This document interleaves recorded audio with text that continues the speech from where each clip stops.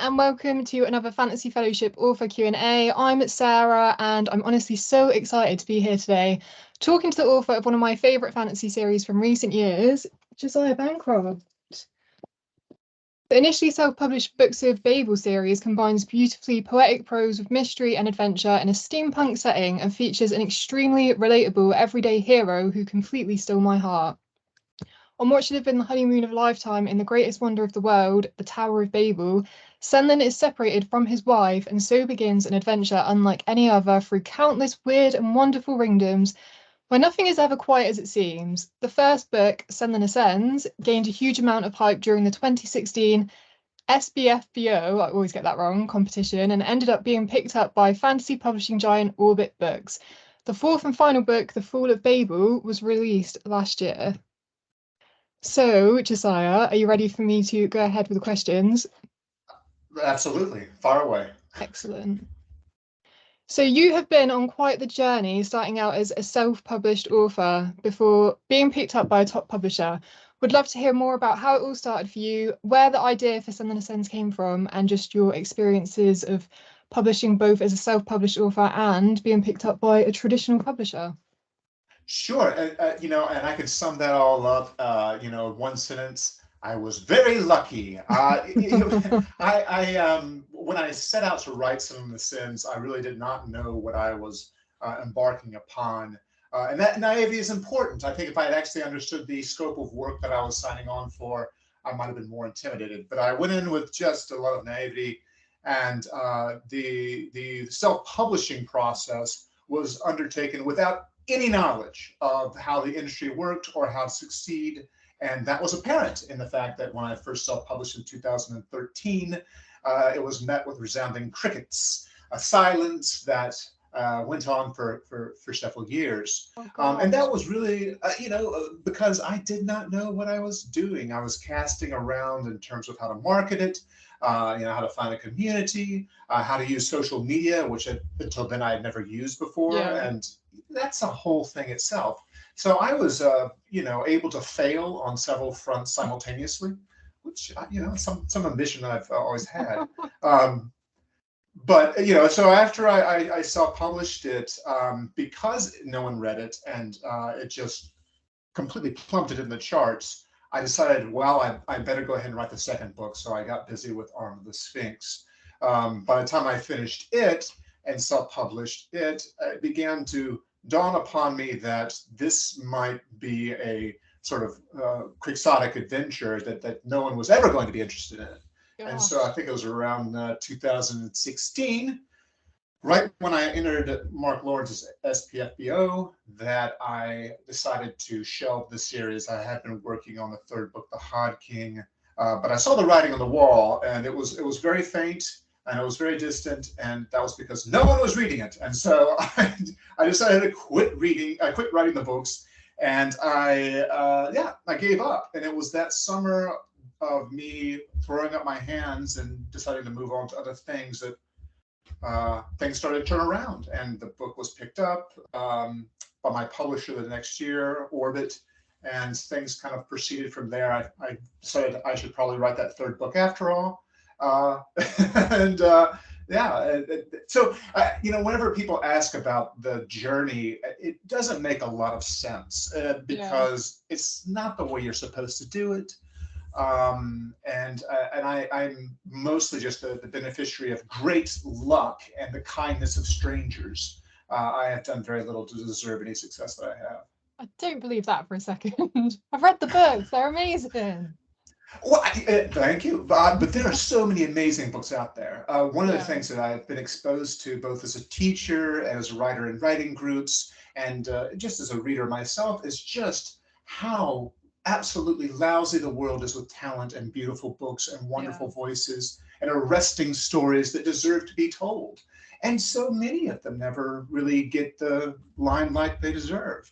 I'm glad that I had a book that is good and that people have enjoyed, but how I came to be in the position I'm in is just, I sort of pratfell my way up the stairs. It was entering that competition like a last go at it. It was a last go of it, and I actually didn't wait till I got bumped because I didn't make it to the final round. Yeah. I did not wait until that moment before I started deleting all my social media accounts, and I was feeling very dramatic. I was spending my evenings in the yard, shaking my fist to stars, and yeah, so I was well and truly done. I had done the whole, before BookTube, there's a lot of book bloggers, and so I had written, it was in excess of 100, just pleading at them to look at my book. And so I'd done everything I could think to do at that point, just short of wearing a sandwich sign outside of the metro. I didn't do that, but everything else I tried. Yeah. So yeah, the stiff bow was the last gasp, and yeah, it was a miracle that Mark looked at it at all. Well, thank goodness that you did go for it. So how long had you been writing Senlin Ascends? I started writing Senlin Ascends in 2000 and late 2010. I had been writing all my life, but never had any success finishing a book. I was a serial beginner. And I have to say, there's nothing more fun than writing the first 100 pages of a book, Yeah. and nothing more miserable than writing the next 2, 3, 400.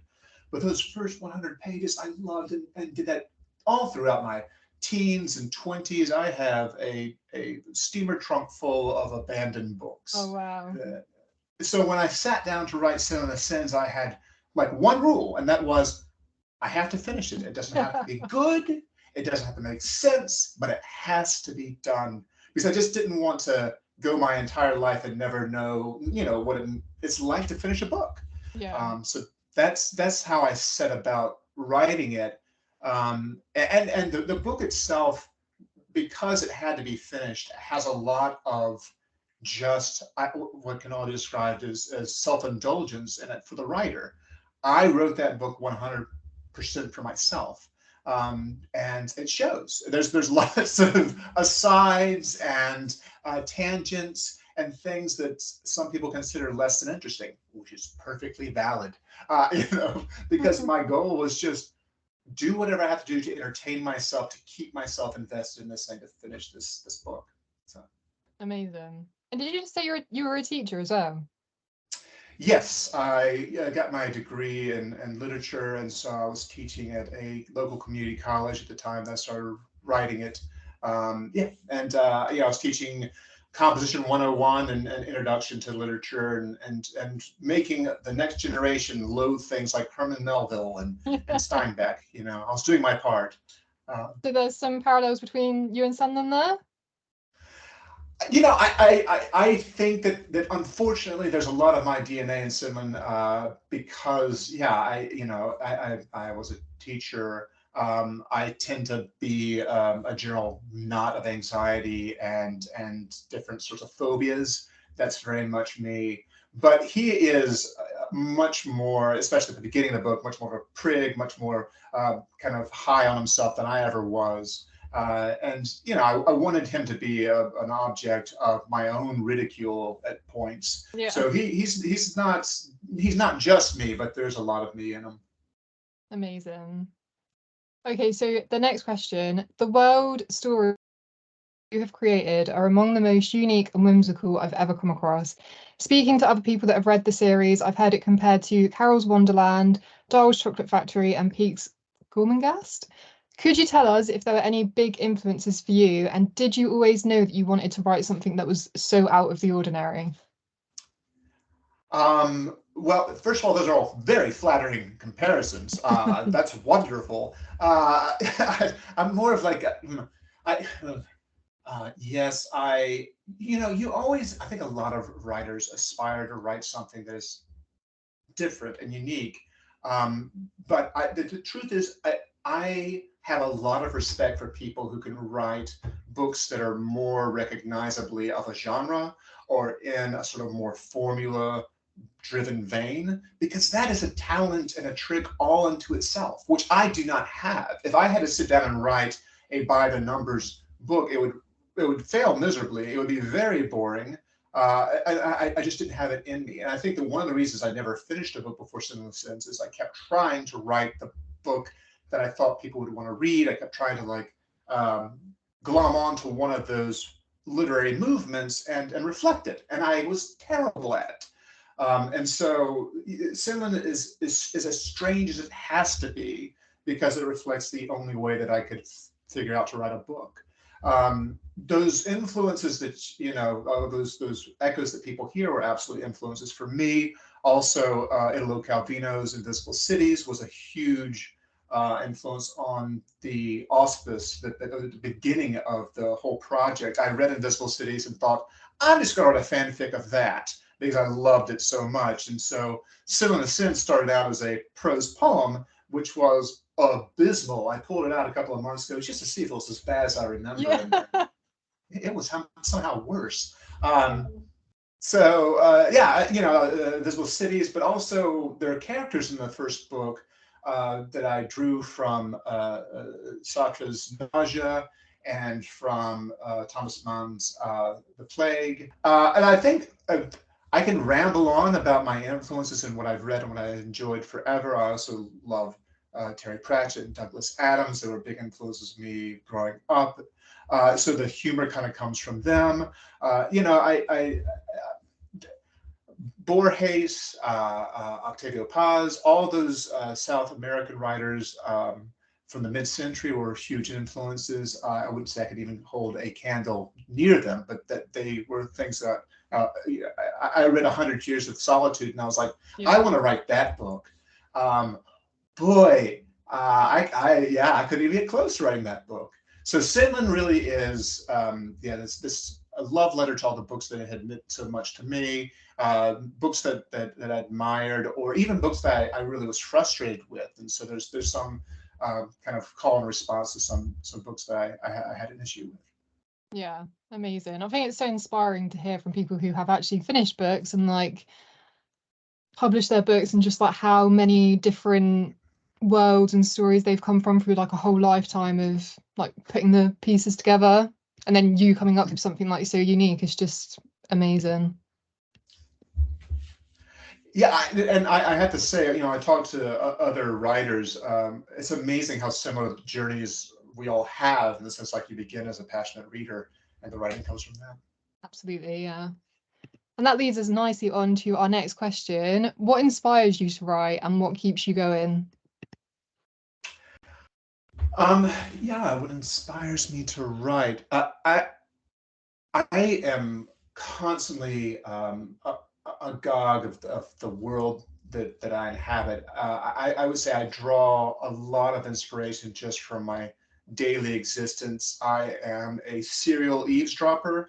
My wife has learned that when we are sitting in a restaurant and my eyes glaze over, it's not because I've stopped listening to her as much as I've now begun listening to that person over there. Yeah. And it's just, I find people fascinating.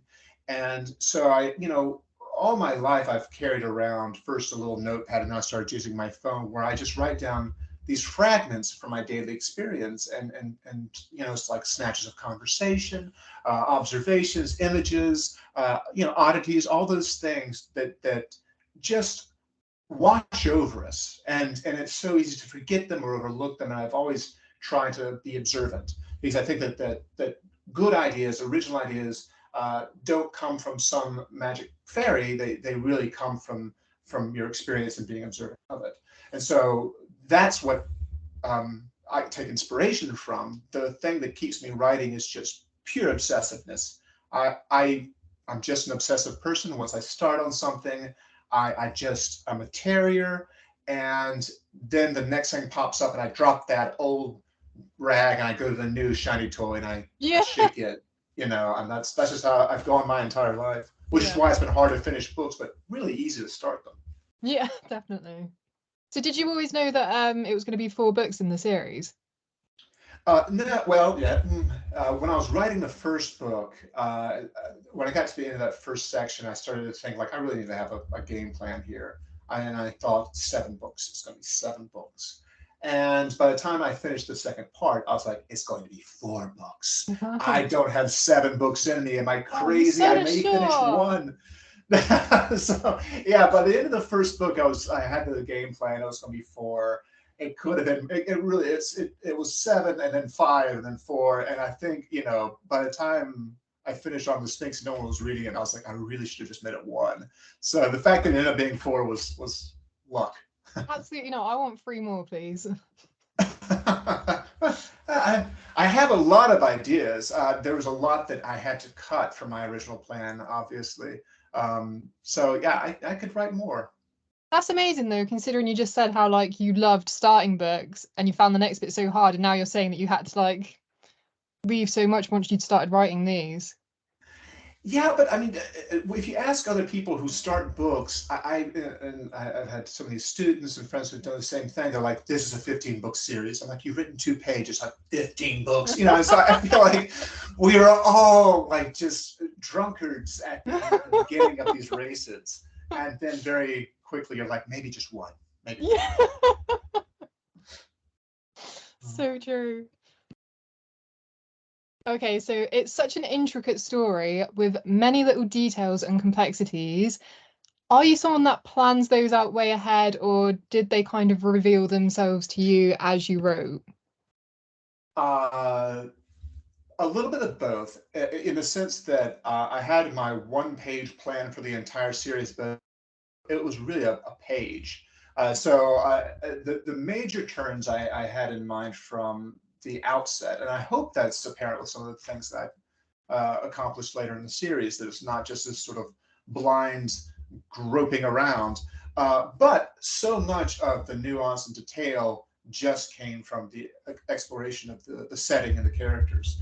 And that's like when I conceived of the story, why I had Senlin come from somewhere else to the tower. I wanted to use him as sort of a candle to explore this, huge Byzantine thing, that the only way to begin for me to even conceive of it was like from the ground, from the point of view of an ant. And so that's why the book was structured that way. And so while I had the superstructure in mind, the big points, the details just came from the act of writing itself. Amazing. And you have a really lyrical and gorgeous writing style, which completely swept me away in the story. How did you develop such beautiful prose, and is that something that was always important to you? That's very flattering. Thank you. I think that the way anyone develops that is just by writing a lot of bad stuff, just some awful doggerel. I mean, I have written so much, and I started at a young age. And so once I started writing decent sentences, it was just a matter of time. It was just practice, time, luck, and then finally a couple of good sentences began to emerge. I spent about a decade, about my mid-20s to mid-30s, writing poetry. I thought I was going to be a poet. I really tried. I studied all the poetry and poets I could find. I took courses. I published 30, 40 poems in journals and magazines. So I made a real solid go of it. I had a manuscript. I had a couple of manuscripts. But I was never going to be a great poet, and I knew that, but it's because I could read great poetry. Like, yeah, I was only ever going to be middling, and it was taking a lot of effort to be mediocre. What I think it did, though, was give me a real respect and understanding of the language, and that did when I started to work again in prose, which I had done more as a young person. It paid off. Just because I was aware of sort of the lyricism.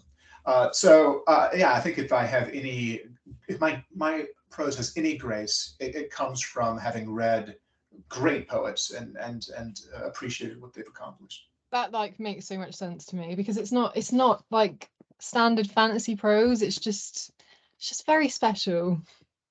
Thank you. Our next question is actually from Richard Swan, who's the author of Justice of Kings. I don't know if you've read that, but that's been making waves in the fantasy world over the last year or two. That's awesome.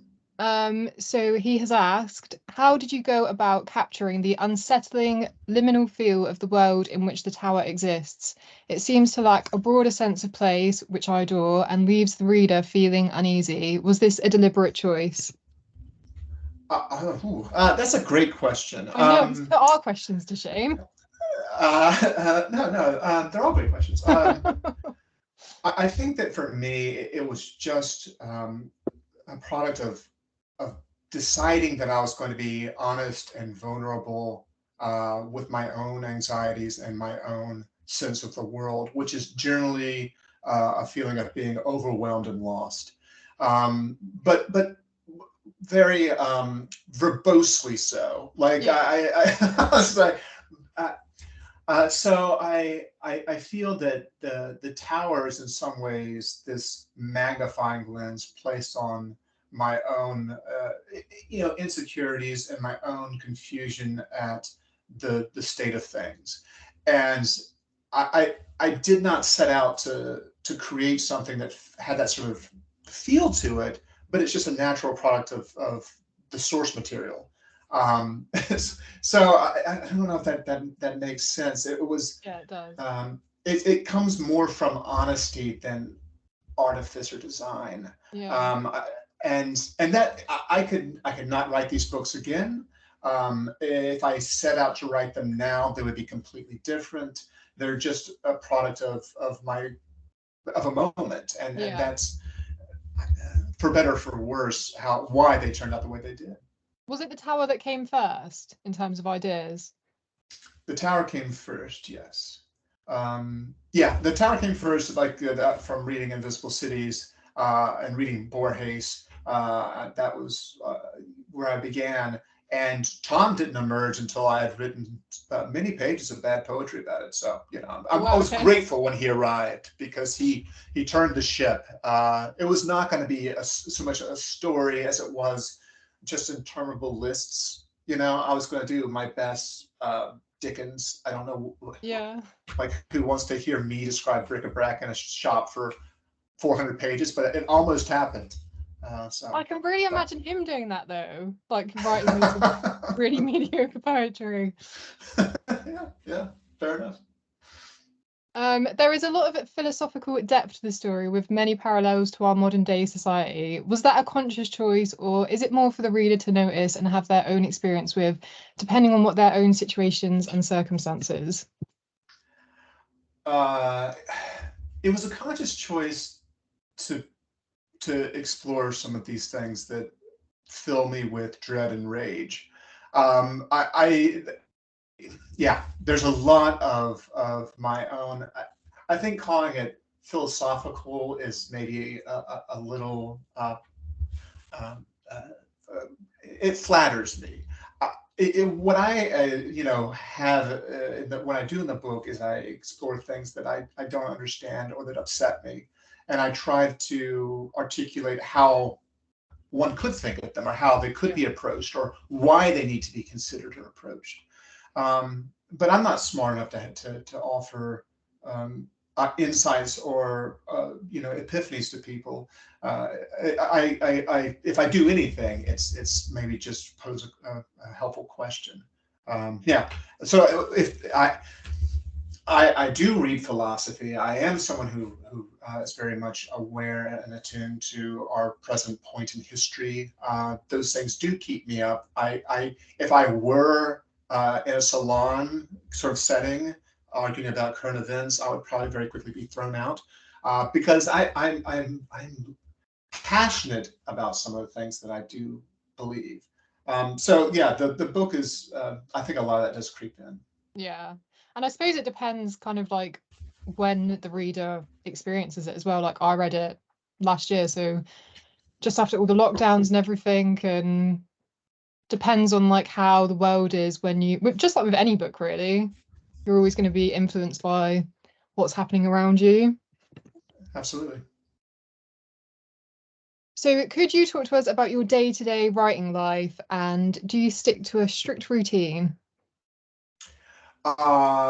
Sure, but no. I've said before that I have tried so hard to have a routine, and I've tried everything. I have tried calendars on the wall that you have a red marker and you X out the day when you write on it. And you give yourself a pat on the back. I had a special candle that I would light at the beginning of the session before I began writing on my manual typewriter. Sure, that was going to be the thing. I've done everything but have an ostrich quill and a dip pin. Yeah. I've tried all these things, and the truth is, like, it's just a mess. My life is messy. Everyone's life is messy. Life is full. It's hard to have a regimen. For me, what's always propelled it is just obsession. And so I do my best writing in the middle of the night, whether I like it or not. That's just when I wake up and I have to start writing things down. I wake up in the morning thinking about it, and I want to go write it just so I can stop thinking about it. Yeah.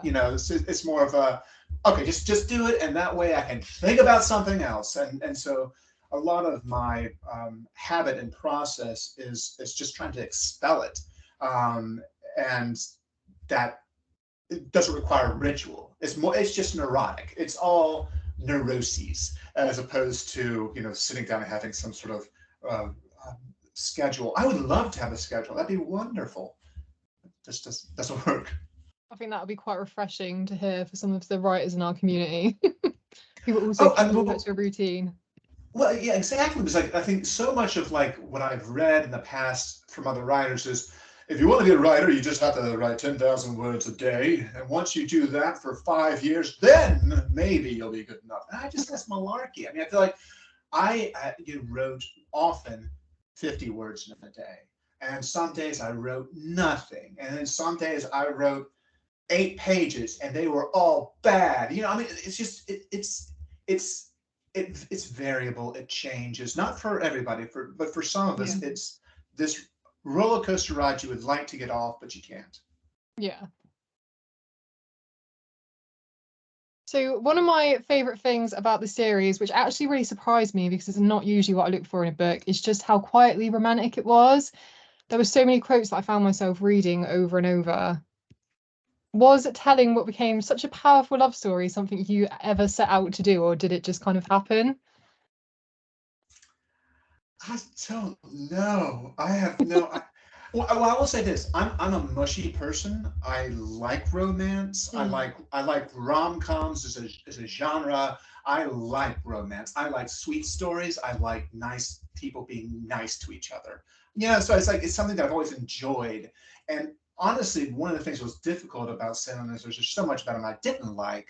And I think that the sort of I did feel if he didn't have this one redeeming quality, then it was going to be very hard for me to tolerate him. So I think that's probably why it came about. But it also is just a natural product of the fact that I like the genre a lot, and I think that like comedy, romance is just human, and to write a story and not have some humor and not to have romance just feels artificial. Yeah. I feel like So it was important to me to have that in there. And as far as writing the romance, I sat down and said, okay, imagine that you were a great romantic writer, and I just did an impression of what that would be. Like you just have to sort of fake it, because I'm not as romantic as I wish I was. So like you want to live that life, but anyway. So that was my impression of doing a romance. I'm glad it works for some people. It's just a miracle that it came off. Because my wife thinks it's funny because I'm kind of a goober. I wouldn't.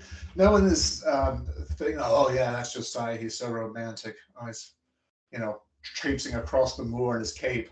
It's not how it is. He is very much like a hopeless romantic, though, isn't he? He's not like, he's not that smooth of it, but that's kind of what makes it so endearing.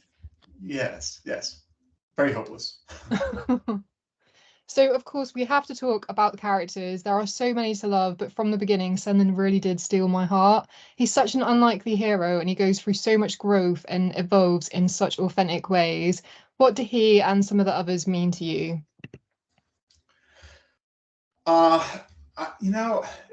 finishing the series requires reflection, at least affords the opportunity to reflect upon these characters and who they are, what they came to mean to me. You know, Senlin, I he's still rattling around in my head. He's just one of those voices that I think is going to be with me. Um, and a lot of it is because at the beginning there was so much about him that drove me crazy, but as I went along, there emerged these qualities that I admired, that I think that are admirable. And so for me, his growth, his change was surprising. I don't think if someone had asked me at the beginning, how is he going to evolve, I would have predicted or articulated that. So yeah, his passage was particularly rewarding to follow. A lot of the characters, but I do feel that way about almost all the characters. They surprised me and they kept me company and all those things that sound really like when I ever heard other writers say that, I was like, stop being weird. Like, you know, they're just things that you're writing. You can't like talk about them as if they're people, but you know, after 10 years, they really do begin to melt into some sort of reality. For me, at least.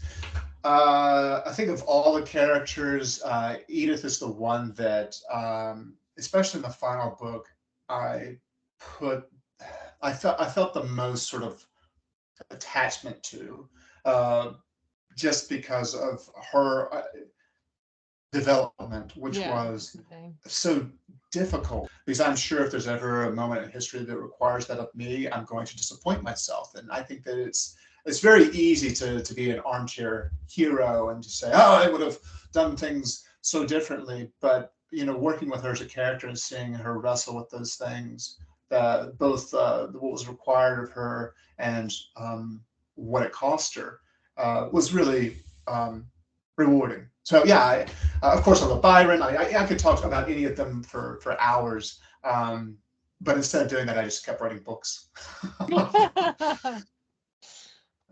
Okay, so going back to the setting is just absolutely incredible and really does baffle the mind. I can't even begin to get my head around it all coming from your imagination. How long had you been thinking about the tower for? Were there many real-world influences for the ringdoms? There was always a sense while reading that we weren't really touching the surface of this world. Did you have any more ringdoms that you never got the chance to take us to? Yes, there were a lot of there was a lot more that I could have written that I had in mind. Um, and I really also wanted to go subterranean. I wanted to go to the aquifers beneath the tower. There was some stuff down there that I really wanted to explore. So, you know, even the tower ringdoms weren't enough. I had a lot of ideas. There's a shipbuilding ringdom that I mentioned for I think a page and a half in the final book. I had written a lot about that. I really wanted to delve into more because I thought that would be interesting. So yeah, there was a lot more that I could have done, and again, it was just sort of an opportunity to explore the thing that was currently fascinating me. So if there was something that was on my mind at any particular time, I just pushed it into the tower. So I could have kept writing, about the tower for a long time to come. As far as like, if I had the whole thing in mind, or you know, no, I think. It's something that emerged, and it only could emerge with the help of all the characters. I think the plot is not as important as the characters for me. I could go back and have new characters and see different ringdoms and have a different experience, I think, very, very easily. And I may do that someday. We'll see. I would like. I mean, I kind of want to do both. I want to see what happens with Senlin and the rest of the crew as they go off, so people haven't read it, and do something else. And I also want to see what happens with Edith and Byron, and like that. I think that would. I really am very curious about that. So yeah, if I ever had the opportunity or excuse, I would definitely. I'd even just love like an encyclopedia on the tower. I think with like different more ringdoms. Yeah, I started working on, because you know everybody really, not everybody, some readers enjoyed the Everyman's Guide to the Tower of Babel, those snippets. at the head of chapters, and they asked like, "Is there a complete work?" And like the answer is no, but there was more of it because I kept kind of like writing on it and playing with it, and I I think if I was a better writer, I could sit down and write that whole thing, but it would take a lot. It would take a lot. Yeah. That would be so good, especially if it was illustrated. That would be amazing. I would love that too. That would be a real dream. Yeah. Absolutely. Okay, so do you ever think that you could return to the tower now that series is complete? So yes. Yes, I mean, I absolutely. I have plenty of ideas. I really wanted to try my hand. One of the things that the tower allowed me to do, which I'm sure readers noticed, is to slip between genres. Because I'm such a bad writer or such a bad finisher, especially, I wanted to say, okay, you're tired of writing this type of book, but just wait till the next one. We'll switch genres a little bit. You can do something new that will keep you interested. And that's why, you have this sort of like courtly manners section in The Hod King. I know there's some readers who are like, what? Why are you making me read this? I just wanted to write it. And some readers are also like, why did it end here? It's like, well, I kind of want to write some ray gun fiction next. I kind of wanted to try my hand at something different. And that's just what keeps me involved. So yeah, I could see returning to the tower. I think it would be different, just based on who I am now and where I am now and what I want to write next. But I'm also very aware of how many times has a person returned to a property that they wrote years ago and made fans and readers actually happy. I don't think it happens a lot. I think often what happens is they're like, oh, now all you've done is reveal all the flaws in the original, and now I hate both of them. And so there's part of me that's like, I do want to return, but boy, what if I stink it up? Like what if you go in there and you just make a fool of yourself? So I don't know. I suppose there is like a lot of pressure to return to something like that. Yeah. So obviously we spoke about him earlier, but Mark Lawrence played a huge part in championing the series. How did that feel? Especially if you just were kind of on the cusp of giving up. I wish that for everybody, for all writers, because it was unusual, and it was sort of the dream to have somebody just point at you and say, "You there, you in the crowd, you've done good stuff. Come forward." That never happens. People don't. There are just not a lot of champions out there. There's not a lot of people who take the time to do it. Mark Lawrence is one of the rare ones who does. And so I'm very appreciative of his help, because without it, I'd be flipping burgers somewhere, or grading papers more likely. But I also realize and recognize that it's something that so many writers deserve. So yes, a dream come true to have a writer of standing and some established credential say like, "Oh, this is worth attention," and I'm very appreciative for what I've been given. And I'm glad that he's still like motoring on with the blog off. It's such a great thing, and it's still continuing to bring new writers to life. So it's very admirable. And he's literally said on the cover, one of my favorite books of all time. That's pretty amazing. I'm sure it's hyperbolic. It's he also doesn't read much. That's just take it. So the books really are such a visual spectacle, and I've been absolutely swooning over the illustrations in the Subterranean Press editions, through the internet only, unfortunately, as they are impossible to get. How would you feel about there being an adaptation in the future, and do you think you could trust anyone to take on your world? Well, like that, the question of trust is really a good one. Tom Kidd, who did the illustrations for Subterranean Press, when Bill Schaefer, the publisher, said I want to use him, I was you always have that moment of nervousness. You're like, well, how's it going to represent my stuff, and how's it going to look? And I think that one of the things as a creator I've learned to do is to respect other creators, other artists, and say, they're great at their craft. It's going to be its own thing. It's not going to be exactly my vision, but that's what collaboration is all about. It's about relinquishing perfect control.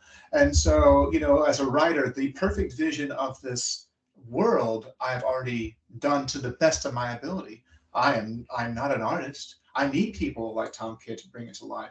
I'm not a movie director. I'm not a filmmaker. I'm not a TV producer. I need actors and other writers and costume designers and set designers and all that genius that goes into making a visual representation of the world. I need their help. So in one way, it would of course be a little difficult to trust someone, because it always is at first, but I think it's essential. And I think that as a writer, you have to have a modicum of humility and say, boy, I'm okay at writing, but I'm not going to be a good director.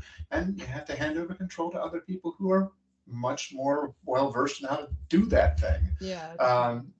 I would think that'd be very exciting. And it's also going to be its own thing because it's collaborative. I mean, if you had Tolkien watch Peter Jackson's Lord of the Rings, he would probably have notes. I think that he would, and so it's never going to be exactly what the writer wants, but it can still be splendid. And I would hope that I would be in a place that I could, if I ever was graced with that wonderful of opportunities, be grateful for that collaboration. Definitely. So please tell us what you're working on at the moment. I'm one of your patrons, so I've had some exciting sneak peeks and I can't wait to hear some more. Well, thank you for being a patron. That's wonderful, and appreciate it a lot. I'm working on a new series called The Hexologist, the first book of which is going to come out in November of 2023, next year, so about 11 months from now. It's coming from Orbit Books. It is very different than the Books of Babel. The Hexologist is its own world, its own thing. It is essentially a love letter to mysteries in many ways. Like, I'm a huge fan of procedural mysteries, like in television form, but also in book form. Agatha Christie. I read her so much growing up that I wanted to take a crack at writing a mystery. But it's a fantastical mystery. So there's magic and dragons and monsters and mayhem, but it's more recognizably a procedural mystery. I thought it was going to be kind of easy to do. It's hard to write a mystery. Boy, I learned a lot. I was so humbled by the experience, but it was so much fun. And I had to say, like, as much as the Books of Babel was sometimes flying by the seat of my pants sort of stuff, with a mystery, it's like putting together like a Lego model with 5,000 pieces. Like, you cannot mess around. There's no and now some rhythm. Yeah. It was a real experience. I had to write an outline and stick to it, and it was very fun. It was very strange. So the first book is done. It's at my copy editor, so we're progressing into creating maps and covers, etc. Oh, how exciting! Yeah, it's very exciting. It's so a husband and wife duo. The Hexologists are a sleuthing team. She casts hexes that help them in their solving of mysteries. I wanted them to be just a wonderful example of what a passionate, loving husband and wife could be, and so it's kind of romantic again, because I like that. And so it still has the humor and romance, but it has what the Books of Babel did not have, which is just straightforward magic, which again I hadn't written, and I learned a lot. It's interesting. So I'm working on the second book now. Was it something you started thinking about while you were still writing The Fall of Babel? No, and you can say Babel. I know it should be Babel. in the UK. Babel. I'll keep saying Babel. That's hard. You can just go back and drop in Babel for Intimates of Babel. Oh yeah. Well, no, I had no. What happens? I finished The Fall of Babel, and I was with Babel. The Fall of Babel, and I was with my editor, and he was looking at it, and I was like, I have to start writing something else right now because I'm going to go.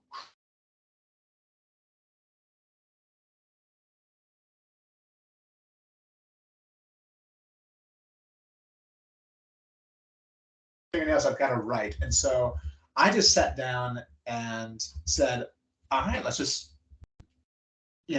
page one, just start saying some stuff.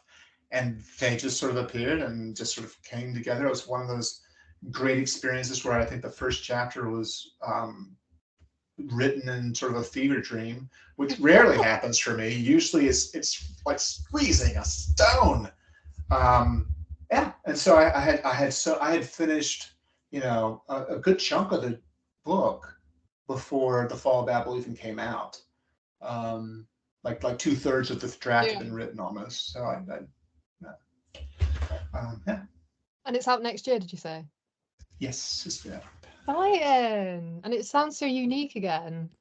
Cannot wait. It was I wanted a couple of things from the start, like I said, a loving husband and wife, and I also wanted a bookish dragon. I was like, I want to have a bookish dragon in this one because I did bookish one dragon. In the last one. Yeah, so I get one of those too. Yeah, I mean, it's so indulgent. That's the great thing about being a writer, like do what you want. Oh, I can't wait. All right, so we're on our final question. Within our community of the Fantasy Fellowship, we do have a lot of writers. I know we did speak about it earlier, but from writing a first draft to published authors, do you have any advice for them at all? Don't take advice from writers. That's the first thing. I do think that I would say take advice from people who at least begin with the caveat, I am the beneficiary of luck, because success is so much just random choice, random selection of the capricious universe, and it doesn't make sense. And any writer who presents it as like, well, here are the 3 secrets to unlocking your path to publication. They just want your money. They want your attention, your praise, or your money. I would say that the most important thing for me in this whole journey is just being honest in the work and holding nothing back. I got that advice from some other smarter person who I've forgotten because I'm so bad, who just said, like, you're going to have more ideas. You're going to have new ideas. Don't hold anything back. Put everything into everything as you write it. And I was like, wow, that's going to make some intense and weird stuff. And it did. I mean, that's the books and the stuff that I write is intense and weird because it's 2:30 in the morning. And it's like, well, I got half a donut and put that in there. I just put everything in there. And I think if you are honest and you put everything you have into your work, it makes a difference. It did for me. And the rest of the secrets are $9.95 if you subscribe to my Writer's Secret Tips. I got nothing. Okay, bonus question. What fantasy books have you loved in the last few years? Jade City. Oh, wow. We've got some huge Greenbone fans. Yes. And the success that she's having is greatly deserved. It's unique. It's fun. It's well written. She's a great person. It's hard to. I'm just excited that she's found such a ready audience. That's really wonderful. Master of Djinn, I really enjoyed this summer. That was the one that it sort of has some similarities to Hexologist. So as I was reading it, I was like, oh no, is this better? Oh, it's maybe better. This is really good. So there's a lot there that I just admire. Fun work. The Cartographers by Peng Sheperd. I don't know if you know that one. It came out, I think this year, maybe last year. I just read that recently. I really enjoyed it. I think that she melds together disparate sort of like magical realism and fantasy and other genres together in a really arresting and unique way. So I another work that I really enjoyed. I should have a running list because I also I just read, and I'm really late to the party here, but the Murderbot Diaries. Oh yeah. I had like heard this talked about a lot, and for years it had been on my list, and I had just not gotten around to it because I am a slow reader, and I also read a lot of other stuff in other genres. And so this summer I was like, okay, I got to read a couple of these things I've had on the list forever. I thought it was so much fun. I think I read it in an evening. It was just so much fun. I got the second one and loved it too. So I think that what Martha Wells is doing has a huge audience for a reason. And what else? Oh, I read what's the new Weir book? The Project Hail Mary. Yes, Project Hail Mary. Thank you. I love that book. One of my favorites. I did too. I was really I liked The Martian. I had a couple of but I liked The Martian. I kind of liked this better. I thought this was Rocky. Yeah. I don't know. I thought it was more. It's gonna sound weird, but human. Like there's like a lot of humanity in it, even though it's still like really well researched and so interesting as concepts. And I'm a space nerd, so I found this stuff really fun. That's one of the most perfect endings I've ever read. So it did. It was really lovely, and it made me feel positive, and I really feel that way. It was a nice experience. Oh, thank you so much for joining us. It's been so much fun. It's been so amazing to hear from you. Thank you so much for having me on and for asking such wonderful questions. Thanks everyone for joining us for another author Q&A with Josiah Bancroft. It's been absolutely wonderful to hear from him. So if you haven't picked up Senlin Ascends and the Books of Babel, then make sure you do that. If you would like to join us in the community, our Discord is linked down below. You can follow us on Instagram at fantasy_fellowship, on Twitter at fanfellowship, or we have a website www.fantasy-fellowship.co.uk. Thank you. Bye.